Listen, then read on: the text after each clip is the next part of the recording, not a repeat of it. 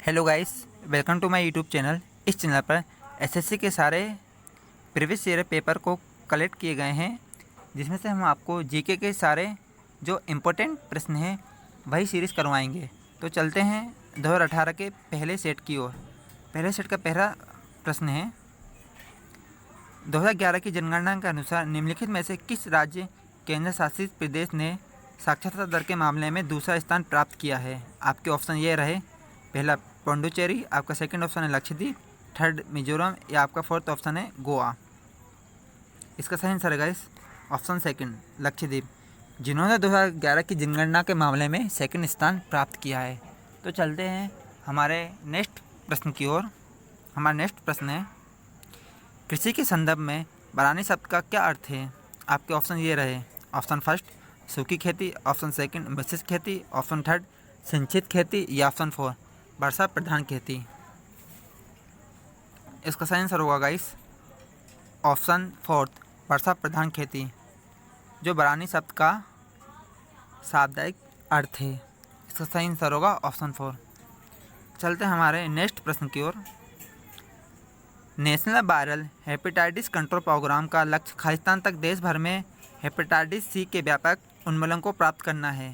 आपका ऑप्शन ये रहे, ऑप्शन फर्स्ट 2030 तक, ऑप्शन सेकंड 2028 तक, ऑप्शन थर्ड 2022 तक, ऑप्शन फोर 2025 तक। इसका अर्थ है गाइस कि हेपेटाइटिस सी को कब तक सरकार द्वारा समाप्त करने का लक्ष्य रखा गया है। इसका सही आंसर होगा ऑप्शन फर्स्ट 2030 तक सरकार द्वारा ये लक्ष्य रखा गया है कि हेपेटाइटिस सी को पूर्णतः भारत से समाप्त कर दिया जाएगा। अब चलते हैं हमारे नेक्स्ट प्रश्न की ओर। हमारा नेक्स्ट प्रश्न है, 19वीं शताब्दी में मध्य भारत में सतनामी आंदोलन की स्थापना किसने की थी। आपके ऑप्शन ये रहे, केशव चंद्र सेन, आपका सेकंड ऑप्शन हरिदास ठाकुर, आपका थर्ड ऑप्शन नारायण गुरु या आपका फोर्थ ऑप्शन गुरु घासीदास। इसका सही आंसर होगा गाइस ऑप्शन फोर गुरु घासीदास, जिन्होंने मध्य भारत में सतनामी आंदोलन की स्थापना की थी। आपका सही आंसर होगा ऑप्शन फोर।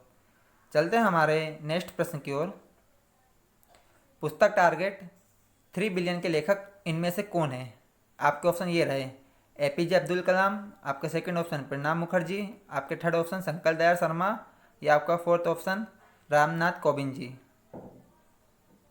इसका सही answer guys option one Shri APJ Abdul Kalam ji, जिन्होंने टारगेट 3 बिलियन लिखी थी। इसका सही आंसर होगा ऑप्शन फर्स्ट। ये काफ़ी महत्वपूर्ण प्रश्न है गाइस, इसे याद रखिए। अब चलते हैं हमारे नेक्स्ट प्रश्न की ओर। प्रदीप कुमार बनर्जी, जिन्होंने लाइफ टाइम अचीवमेंट के लिए ESPN मल्टी स्पोर्ट अवार्ड जीता, जो खालिस्तान से संबंधित हैं, मतलब किस खेल से संबंधित हैं। आपके ऑप्शन ये रहे, फर्स्ट शूटिंग, आपके सेकंड ऑप्शन फुटबॉल, थर्ड तीरंदाजी या आपका फोर्थ ऑप्शन है हॉकी।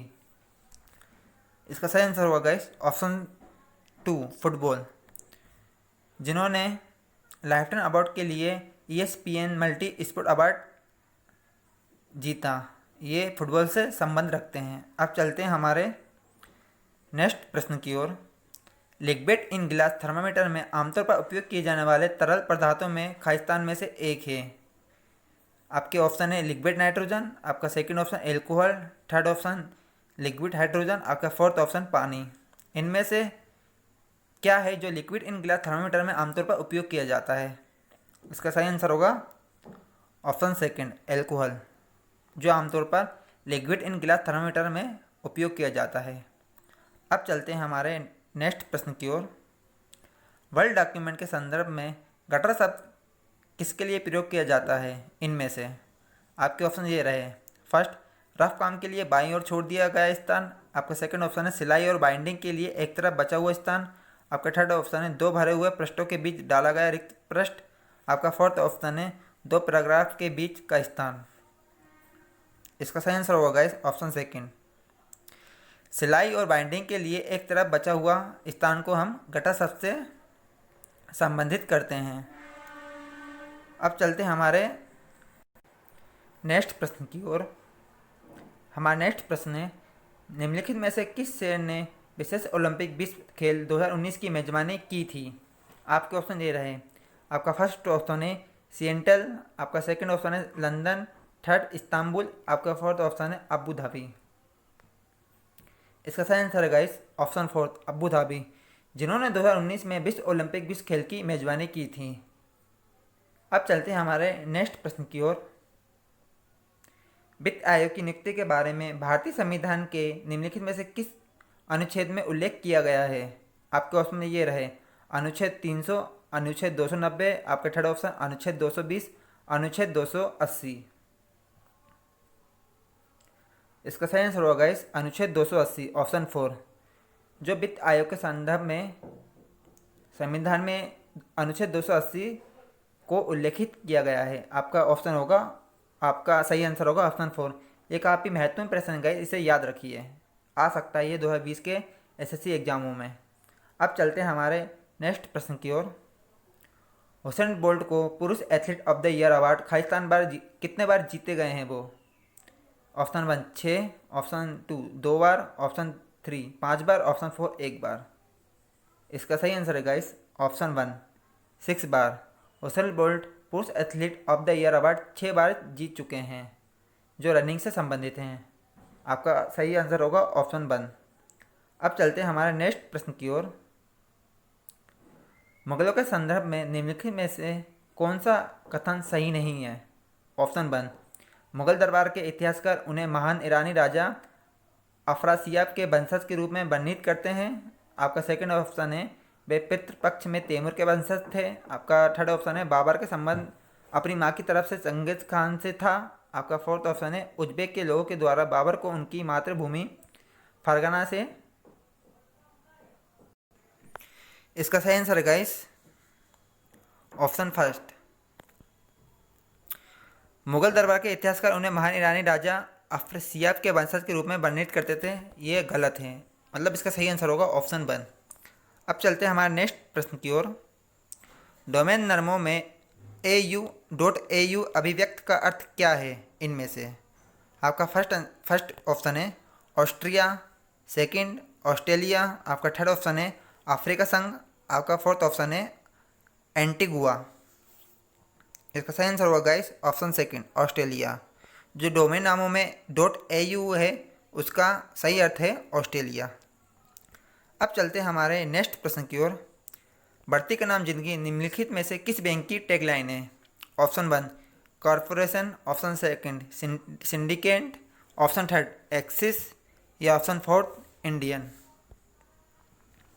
इसका सही आंसर है गाइस ऑप्शन फोर्थ एक्सिस, जिनकी टैगलाइन है बढ़ती का नाम जिंदगी।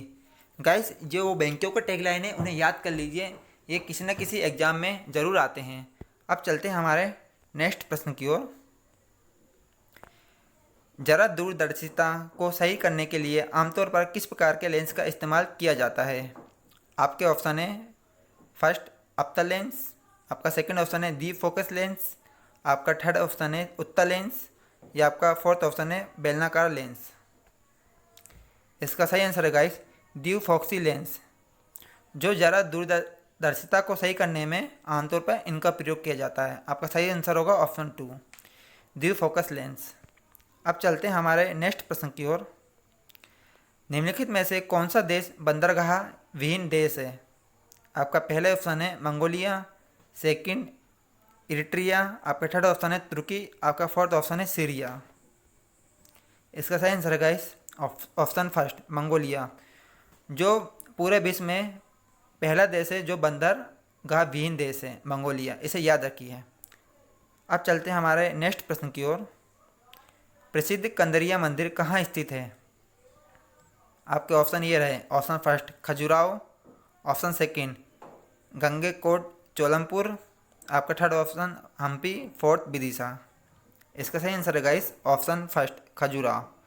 प्रसिद्ध कंदरिया मंदिर खजुराहो में स्थित है। इसका सही आंसर होगा ऑप्शन 1। अब चलते हैं हमारे नेक्स्ट प्रश्न की ओर।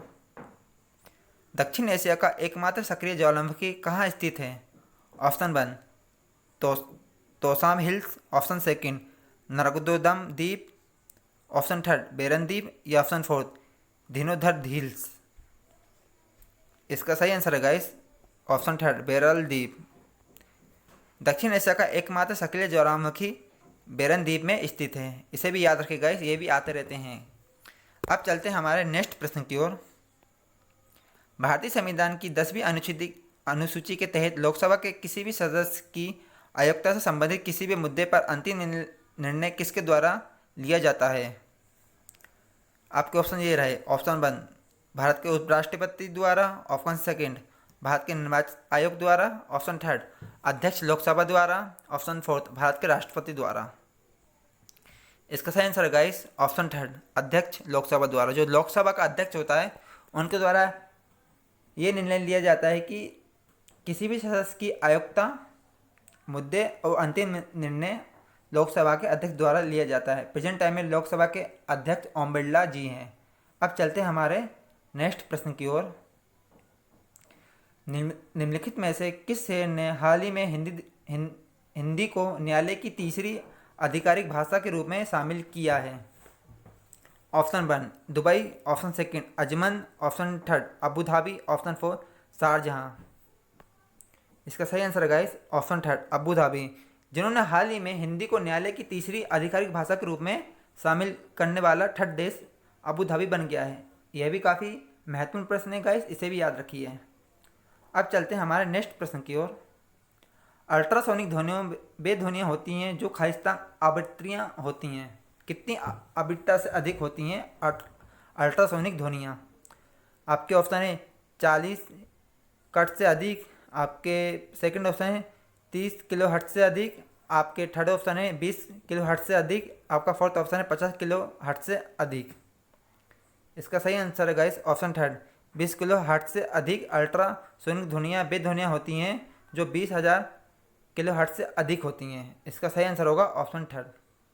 अब चलते हैं हमारे नेक्स्ट प्रश्न की ओर। निम्नलिखित में से किस शहर ने उस अंतर्राष्ट्रीय शिखर सम्मेलन की मेजबानी की थी जिसने डिजिटल स्वास्थ्य पर एक घोषणा को अपनाया था? Option 1 Paris, option second Toronto, option 3 Dhaka, option 4 Delhi. इसका सही आंसर है ऑप्शन 4 दिल्ली। जिन्होंने अंतर्राष्ट्रीय शिखर सम्मेलन की मेजबानी की और जो डिजिटल स्वास्थ्य पर एक घोषणा को उन्होंने अपनाया था वो भारत देश का एक राज्य दिल्ली है। इसका सही आंसर होगा ऑप्शन 4। अब चलते हैं हमारे नेक्स्ट प्रश्न की ओर। निम्नलिखित में से किस क्षेत्र ने अपने संतरों के उत्पादन के लिए भौगोलिक संकेत प्राप्त किया है? Option 1 Meerut, option second Coorg, option third Faizabad, option 4 Wayanad. इसका सही answer guys option second Coorg. जिन्होंने अपने क्षेत्र के संतरों के लिए भौगोलिक संकेत प्राप्त किया है वह जगह है कुर्ग। अब चलते हैं हमारे नेक्स्ट प्रश्न की ओर। Every vote counts the story of India's election नामक पुस्तक किसके द्वारा लिखी गई है? आपका ऑप्शन है नवीन चावला, आपका सेकंड ऑप्शन है हामिद अंसारी, आपका थर्ड ऑप्शन है एस बाई कुरैशी, आपका फोर्थ ऑप्शन है GM लिखदोह। इसका सही आंसर है गाइस ऑप्शन 1 नवीन चावला। जिन्होंने every vote count the story of Indian election नामक पुस्तक लिखी। ये काफ़ी इंपॉर्टेंट पुस्तक गाइस, ये पक्का आएगी आने वाले SSC एग्जामों में, इसे याद रखिए। इसका सही आंसर होगा ऑप्शन 1 नवीन चावला। अब चलते हैं हमारे आखिरी प्रश्न की ओर। 2019 के अंतरिम बजट में केंद्र सरकार ने 60 वर्ष की आयु प्राप्त करने के बाद असंगठित क्षेत्र में काम करने वालों के लिए न्यूनतम पेंशन योजना शुरू की है। इस योजना का नाम प्रधानमंत्री खालिस्तान रूप में नामित किया गया है। आपके ऑप्शन है विश्वकर्मा श्रम सम्मान योजना, आपका सेकंड ऑप्शन है श्रम योगी मानधन योजना, आपका थर्ड ऑप्शन है जीवन ज्योति बीमा योजना, आपका फोर्थ ऑप्शन है सुरक्षा बीमा योजना। इसका सही आंसर है guys option second Shram Yogi Maandhan योजना। Thank you guys. इसी तरह की सीरीज और लाने के लिए हमें सब्सक्राइब एंड लाइक कीजिए, हमारे नए चैनल का सपोर्ट कीजिए। चलते हैं, बाय, गुड नाइट।